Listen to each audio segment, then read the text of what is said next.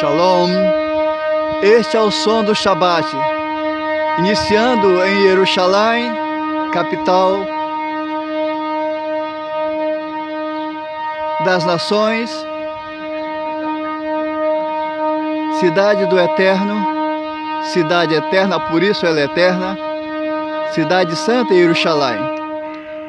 Esse é o som do Shabat que você terminou de ouvir, mas o silêncio que está dentro agora, que é no descanso e no repouso, porque assim nos promete e nos ordena o Senhor: repousai no Shabat.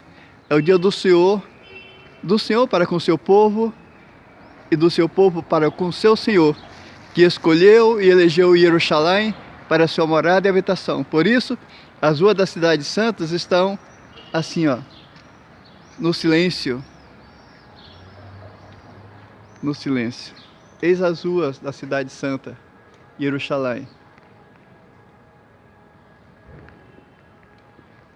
Jerusalém, Jerusalém, Jerusalém, Jerusalém, Jerusalém, Jerusalém, Jerusalém, Jerusalém, Jerusalém.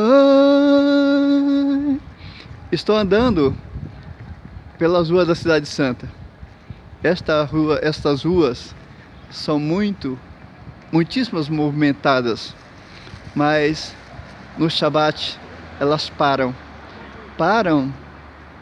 para que possamos nos dedicar ao Senhor do Shabat. E por isso estamos andando pelas ruas da cidade santa, livres,